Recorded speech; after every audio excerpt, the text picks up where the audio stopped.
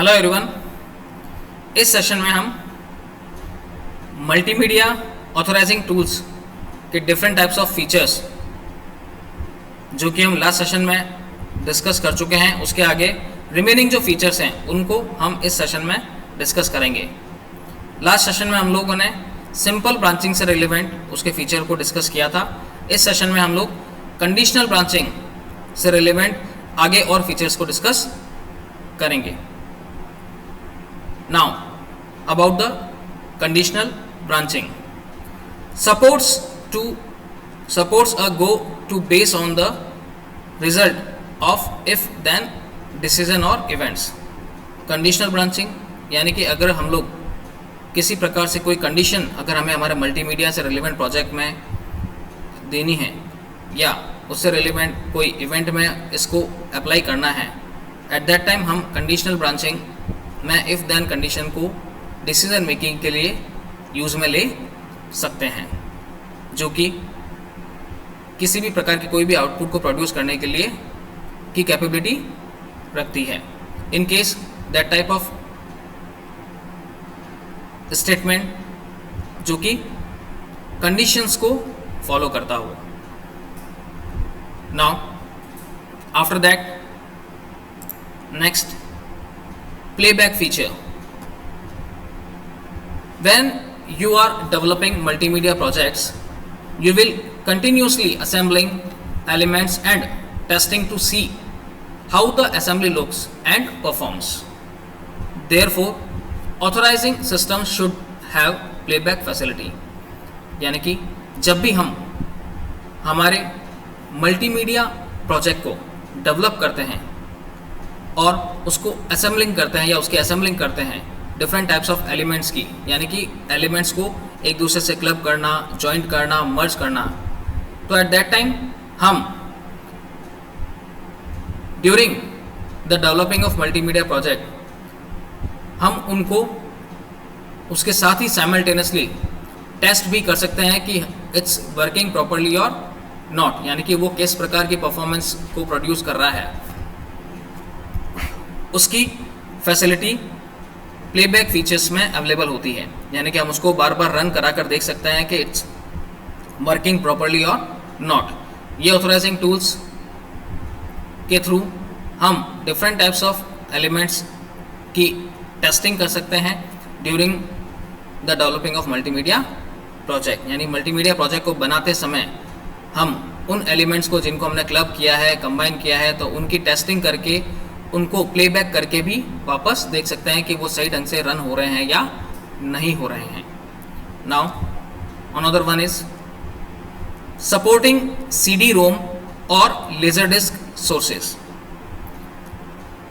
यानी कि जब भी हम किसी मल्टीमीडिया प्रोजेक्ट को क्रिएट करते हैं, बिल्डअप करते हैं या रन कराते हैं, एट दैट टाइम वो प्रोजेक्ट ऑथराइजिंग टूल्स की हेल्प से CD रोम को या लेजर डिस्क को एज अ सोर्स भी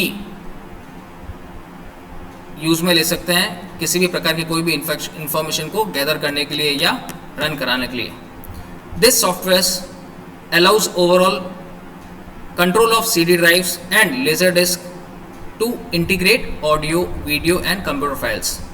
कुछ सॉफ्टवेयर ऐसे होते हैं जो कि ये अलाउ करते हैं कि वो पूरी तरह से CD ड्राइव को, लेज़र डिस्क को या इंटीग्रेटेड ऑडियो, उनमें जो वीडियो हैं, उन सब कंप्यूटर फाइल्स को क्या कर सके, कंट्रोल कर सके। तो इटसेल्फ वो सॉफ्टवेयर CD ड्राइव को भी कंट्रोल कर लेते हैं। CD ड्राइव में जो CD डाली हुई है या लेज़र डिस्क सोर्सेज जिसमें कि लेज़र डिस्क में जो भी डेटा है, कंटेंट है, उन सभी फाइल्स को ईजीली इन सॉफ्टवेयर के थ्रू एक्सेस किया जा सकता है। Like CD ROM drives, video and laser disc sources are directly control by the authorising programme.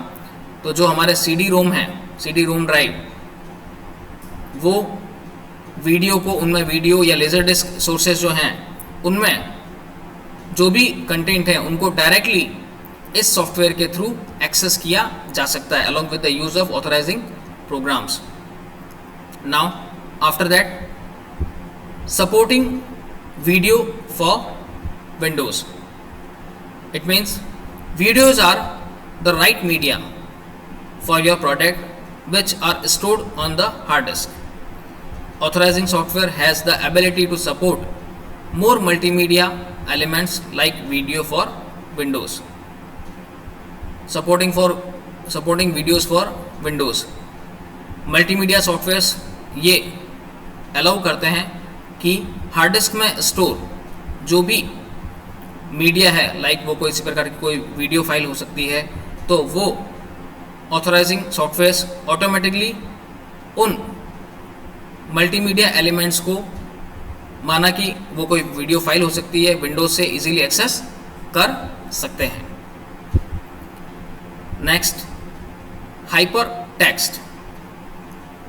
Hypertext capabilities can be used to link graphics, some animations and other text.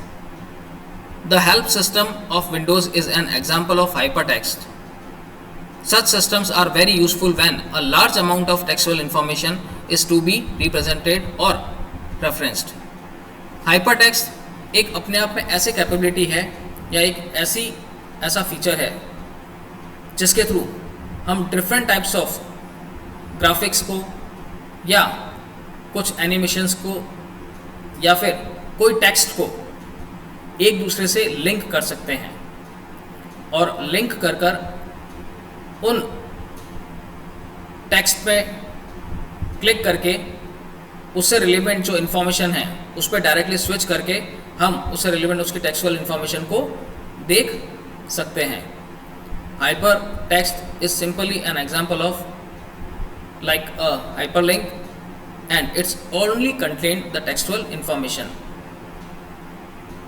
Might be in these types of authorizing tools, hypertext and hypermedia, both of them facility will be available while we are creating multimedia project. हम उनके through textual information ही नहीं, साथ ही साथ उन पे किसी प्रकार से क्लिक करके उनके थ्रू किसी भी ग्राफिक्स इन्फॉर्मेशन को या एनिमेशन इन्फॉर्मेशन को भी एक्सेस कर सकते हैं. Now the next one is cross platform capability. Some authorising programs are able on several platforms and provide tools for transforming and converting files and programs from one to other. Means कुछ ऐसे authorising tools हैं जो कि ये facility provide करते हैं, जो कि आपके द्वारा प्रोड्यूस की गई मल्टीमीडिया इन्फॉर्मेशन को ट्रांसफॉर्म कर सकते हैं और उनको किसी दूसरे फाइल फॉर्मेट में कन्वर्ट कर सकते हैं और अलग डिफरेंट टाइप्स ऑफ प्लेटफॉर्म पर भी उन्हें रन करवा सकते हैं. So it's a example of cross platform capability. Now the another one is runtime player for distribution. Runtime software is often included in authorizing software to explain the distribution of your final production by packaging playback software with the content. Some advanced authorizing programs provide special packaging and runtime distribution for use with the devices such as CD-ROM. Runtime player for distribution means ये softwares ऐसे softwares होते हैं जो कि authorising softwares की form को represent करते हैं और ये एक्सप्लेन करते हैं कि वो हमारे द्वारा बनाया गया जो फाइनल प्रोडक्ट है, ठीक है, उसको प्लेबैक करके उसके सॉफ्टवेयर को या उसके कंटेंट को रिप्रेजेंट कर सकते हैं. Now the next one is Internet playability. Due to web has become a significant delivery medium for multimedia, authorizing systems typically provide a mean to convert their output so that it can be delivered with the context of HTML or DHTML. Multimedia एक web के ऊपर ऐसी functionality और facility हमारे को provide करता है जिसके थ्रू के जो ऑथराइजिंग टूल्स हैं उनके थ्रू हम किसी भी इंफॉर्मेशन को जो है वेब के ऊपर along with the context of या यूज़ ऑफ HTML और DHTML लैंग्वेज उन्हें देख सकते हैं या उनकी फॉर्म में उन्हें रिप्रेजेंट कर सकते हैं.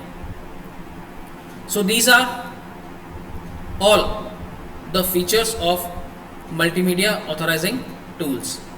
I hope you understand. Thank you.